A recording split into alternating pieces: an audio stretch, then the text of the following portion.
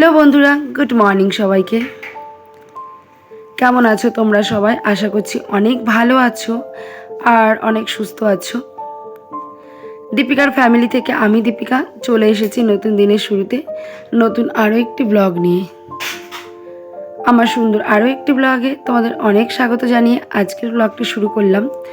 আর সকালে উঠে কোনো কাজ করিনি, প্রথমেই চলে গেছিলাম হাঁটতে। আর হেঁটে এসে দেখো প্রথমে কাজ দিয়ে আজকের ভিডিওটা শুরু করলাম।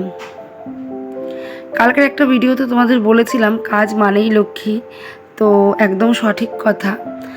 আর আমি রিয়ালিটিতে যেটা সেটাকে দেখাতে বেশি পছন্দ করি। আর প্রতিদিনই আমি এটাই করি, সকালে ঘুম থেকে উঠে আমি কিন্তু আগে মেশিনটা চালাই, আর মেশিনটা চালিয়ে তারপরে কিন্তু এক এক করে কাজ করি। দৌড়ে দৌড়ে মেশিনের ওইটা পাল্টে দিয়ে আসি, আবার একটা করে কাজ করি, এমনভাবেই কাজ করি।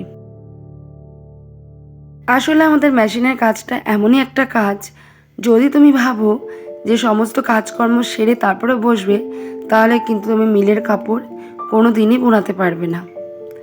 তাই এইভাবেই আমি সারাদিন কাজ করি, মেশিনটা চালিয়ে দিয়ে তারপর কিন্তু দৌড়োদৌড়ি করে সমস্ত সংসারের কাজগুলো করি।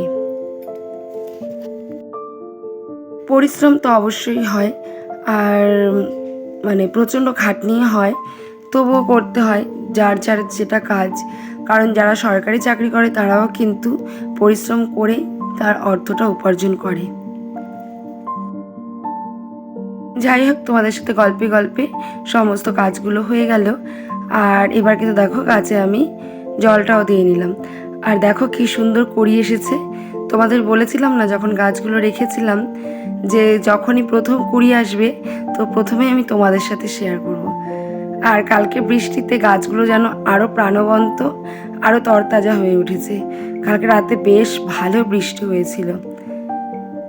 আর বাবুর শখের এই স্থলপদ্ম গাছটাও কিন্তু খুব সুন্দর বড় হয়ে গেছে। মোটামুটি বাসি কাজকর্ম আমার পুরোটাই কমপ্লিট। এখন শুধু রান্নাঘরটা ঝাড় দেব। আর সব সময় তো এই যে এই টেবিলটার মধ্যে এই ঠোকাটা সব কিছু রাখা হয়, তো আর এইটা মুছবো, তাহলেই কিন্তু আমার কাজ কমপ্লিট হয়ে যাবে। দেখো আমি পরিষ্কার করে ঘরটাও কিন্তু ঝাড় দিয়ে নিলাম। আর এই ঘরটা তেমন নোংরা হয় না, কিন্তু প্রচণ্ড সুতো, সুতোর কাজ যেহেতু, জায়গায় জায়গায় শুধু সুতো আর সুতো থাকে, তো ওগুলোকে আমি সারাদিনই চেষ্টা করি টুকটুক করে একটু একটু করে পরিষ্কার করে ফেলার। সমস্ত কাজের ফাঁকে আমি ভাতের হাঁড়ির জলটা বসিয়ে দিয়েছিলাম, আর এদিকে ডাল সেদ্ধ আর ডিম সেদ্ধটাও কিন্তু বসিয়ে দিয়েছিলাম। এবারে দেখো আমি কিন্তু সুন্দর করে পরিষ্কার করে চালগুলোকে ধুয়ে হাঁড়িতে ঢেলে দিচ্ছি। আমার তেমনি কপাল কই যে সবার মতো বসে বসে টুকটুক করে রান্না করব।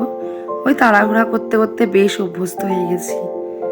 আর মেশিনটা চললেই কেমন একটা মিউজিকের মতো কাজ করে শরীরটা। এদিকে মেশিন চলছে, এদিকে মিউজিকের তালে তালে যেন আমি সব কাজ করে ফেলছি। যাই হোক, ওদিকে ভাতটা হচ্ছে আর আমি দেখো বিছানাটা তুলতে চলে এসেছি। আর একটা কথা তোমাদের বলে দিই, সমস্ত কাজকর্ম সারতে সারতে ভাই ফোন করেছিল যে ও আজকে আসবে। তো অনেক দিন পরে আজকে আসছে, তো সব ঘটনা তোমাদের সাথে শেয়ার করব। অবশ্যই অনেক দিন পরে আসছে ও, তো মনটা তো ভীষণই খুশি। খুশি তো হবেই বলো, আমার জায়গায় তোমরা যদি থাকতে। পুরো 6 মাস পরে, ও পুরো 6 মাস বাড়িতে নেই, 6 মাস পরে আসছে।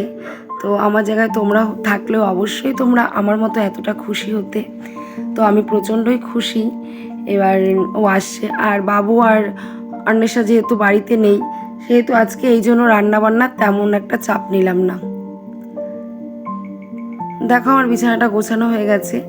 আর এদিকে ভাত করেছিলাম, আর করেছিলাম টমেটো দিয়ে ডাল, আর পেঁয়াজ দিয়ে, তোমার পেঁয়াজ কাঁচা লঙ্কা রসুন সম্বার দিয়ে এখানে করেছিলাম পাট শাকের ঝোল। পাট শাকের ঝোলটা কিন্তু খেতে আমার বেশ লাগে। আর আজকে ওটস বা রুটি কিছুই বানাইনি, কারণ এই দেখো কালকের বেঁচে যাওয়া বাসি ভাত ছিল কতটা, আজকে এটাকেই খাবো। তার জন্য দেখো লঙ্কা পুড়িয়ে নিয়েছি আর পেঁয়াজ। আর এদিকে দেখো মটর ভিজিয়ে রেখেছি। অনেকটা সময় পর তোমাদের সামনে আসলাম, অনেকটা সময় আসা হয়নি। আর বুঝতেই পারছো ভাই আসবে যেহেতু, আমি সেহেতু একটু কাজ করছিলাম ধরে, কারণ ও আসলে তো আর কাজ টাজ করতে পারবো না। এই জন্য বেশ কিছু সুতো ঘুরিয়ে নিলাম আর মেশিনের সামনে বসে থেকে একদম মেশিন চালিয়ে নিলাম। একটু কাজটা আগিয়ে গেল, কারণ সব দিকে তো তাল মিলিয়ে আমাকে চলতে হবে।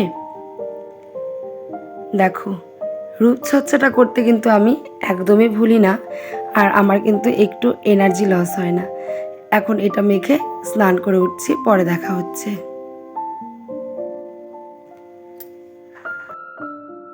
শুভ বিকেল। এখন হচ্ছে বিকেলবেলা। তো ভাই তো ফোন করেছিল প্রথমে যে 5টার দিকে নাকি আসবে, এই জন্য আমি মটর ভিজিয়ে রেখেছিলাম, সকালে দেখেছিলে। তো সেই ঘুগনিটা আজকে সকাল সকাল মানে তাড়াতাড়ি বসিয়ে দিয়েছি, যে আসলে লুচিটা, ময়দার ডোটাও আমি করে রেখেছি ওদিকে।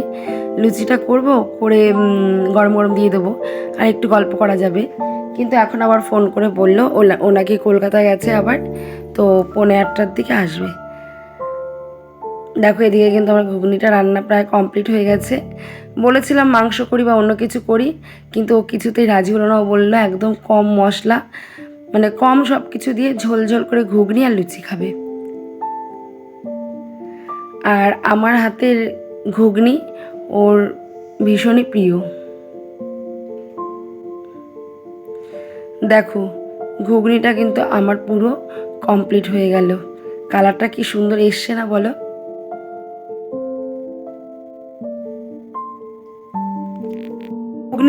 ঘুগনি কমপ্লিট করে তারপরে একটু সুতো ঘোরাচ্ছিলাম, তখনই পিছন ফিরে দেখি ভাই ডাকছে দিদি দিদি বলে। ও পুরো 6 মাস পরে আসলো, তো ওকে একটু আশীর্বাদ করে নিলাম, একটু ধূপকাঠি একটু প্রদীপের শিখা দিয়ে ওকে একটু আশীর্বাদ করে নিলাম। আর একটা কথা বলে দিই, ওর পরিচয় পর্বটা তোমাদের দিয়ে দিই। ও হচ্ছে, ওর নাম প্রথমে বলি, আমার ভাই, ওর নাম নয়নশীল। আর ও রিসেন্ট চাকরি পেয়েছে CISF, তো এই জন্য ওকে বাইরেই থাকতে হয়। আর টাইটেল আর থাম্বনেল দেখে তোমরা ভাবছো যে সত্যি কিনা কথাটা, না একদমই সত্যি নয়। কারণ হচ্ছে ও চাকরির জন্য আর কি আমাদের বাড়িতে আসতে পারে না, তাছাড়া অন্য কোনো কারণ নেই। তো যাই হোক, পরে আবার গল্প করছি তোমাদের সাথে। এখন একটু কফি করে দিলাম ওদের, ওরা এসছে, আশীর্বাদ করলাম, করার পর একটু কফি করে দিলাম। কফি করে এখন দেখো ওদের সবাইকে দিয়ে দেবো। 3 কাপই করেছিলাম, তোমার দাদাভাই একটা, আর গোবিন্দ ভাই একটা, আর আমার ভাই একটা, 3জনকে দিয়ে দিলাম। আর ওরা দেখো এখন কফি খাচ্ছে এবং তার পাশাপাশি গল্পও করছে। আর বললাম না যে তেমন কোনো ব্যাপার না, হ্যাঁ সত্যিই তেমন কোনো ব্যাপার নয়, তেমন কোনো গণ্ডগোল বা অশান্তি এসব কিছুই নয়। যে ভাবতে পারো যে ভাইয়ের সাথে হয়তো গণ্ডগোল, ভাইয়ের সাথে বনিবনা হয় না, এমন অনেক দিদি ভাই আছে যাদের সাথে কিন্তু একদম বনিবনা নেই, গণ্ডগোল লেগেই থাকে। কিন্তু আমাদের ক্ষেত্রে ব্যাপারটা কিন্তু সম্পূর্ণই আলাদা। কারণ আমি, আমার ভাই, আমার বোন, আমরা মোট 3 ভাই বোন, আর আমাদের মধ্যে বন্ডিংটা কিন্তু এখনও সেই ছোটোবেলার মতোই আছে।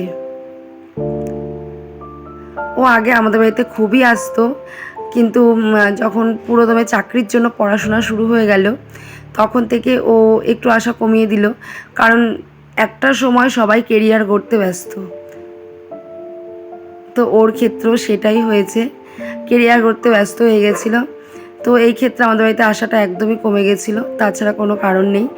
আর এবার তো 6 মাস পরে আসলো, তো এর মধ্যে আর কী করে আসবে সেটা তোমরাই একবার বলো। যাই হোক, ওরা কফিটা খেয়ে নিল, আর আমি এদিকে দেখো লুচি করতে চলে এসেছি। আমি এক এক করে গরম গরম লুচিগুলো সুন্দর করে এখন ভেজে নেব। আর এই লুচিটা কমপ্লিট হয়ে গেলেই ওদের খেতে দেবো। আর প্রত্যেকটা ছেলেরই ধরো একটা নিজস্ব পায়ে দাঁড়ানো খুবই দরকার, এবং যারা চাকরির জন্য পরিশ্রম করছে তাদের তো একটা চাকরি পাওয়া সত্যি ভীষণই দরকার। কারণ একটা চাকরি পেতে গেলে তাকে যে কতটা পরিমাণে পরিশ্রম করতে হয় সেটা আমি আমার নিজের চোখে আমার ভাইকে দেখেছি। তো সেটা যদি না দেখতাম তাহলে কিন্তু এই বিষয়ে আমার কোনো ধারণাই থাকতো না। সত্যি একটা চাকরির জন্য একটা ছেলে যে কত পরিশ্রম করে, তার পেছনে যে কত অবদান থাকে, শুধুমাত্র সে আর তার পরিবারই জানে। তাছাড়া কিন্তু আর কেউ বুঝতে পারে না। তাছাড়া সবাই তো বাইরের থেকে দেখে চাকরি পেয়েছে, মাইনা পাচ্ছে, তার জন্য যে কত পরিশ্রম করতে হয়। এই যে আমার ভাই এই সিআইএসএফটা পেয়েছে, জয়েন করেছে, তার জন্য কত স্যাক্রিফাইস আমার বাবা মাকে করতে হচ্ছে বলো তো। তাদের বয়স হয়েছে, তারা এখন বাড়িতে একা থাকে, কত রকম চিন্তা ভাবনা দুশ্চিন্তা নিয়ে দিন কাটায়। ছেলেটা বাইরে থাকে, তারও কত একটা চিন্তা হয়। এইভাবেই দিনগুলো কেটে যাচ্ছে। তো যে চাকরি করে তার এবং তার পরিবারের যে কতটা স্যাক্রিফাইস থাকে, সেটা একমাত্র যারা আমাদের ভারতের সেনাবাহিনীর সাথে যাদের পরিবার যুক্ত আছে, একমাত্র তারাই বলতে পারবে এবং তারাই কিন্তু এর মর্মটা সবথেকে ভালো বোঝে। আর এই চাকরিটা আমার ভীষণই একটা মানে কি বলবো ভালোবাসার জায়গা, আর ভীষণ স্যালুট করি আমি এই চাকরি যারা করে।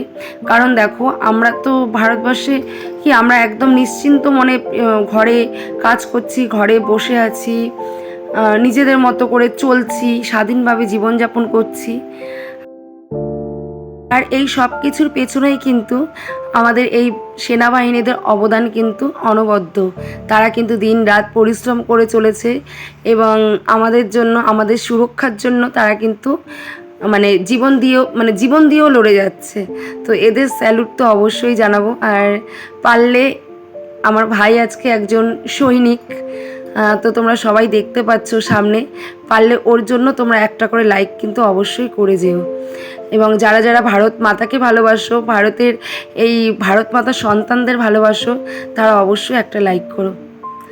তো যাই হোক, আমরা এবং আমার পরিবার, আমরা সবাই আমার ভাইয়ের জন্য ভীষণই গর্বিত। এই ছোট্ট সোনা ভাইটা আমাদের খুব আদরের, খুবই আদরের। তো ছোটোবেলার থেকে আমরা দুই ভাই বোন, মা বাবা, আমরা সবাই ওকে একদম আদরে আগলে খুব ভালোবেসে বড় করেছি। আজকে হয়তো ও বড় হয়ে গেছে, হয়তো ছোটোবেলার কিছু কথা ওর মনে নেই, কিন্তু আমাদের তো সব মনে আছে যে ওকে আমরা কিভাবে আগলে বড় করেছি।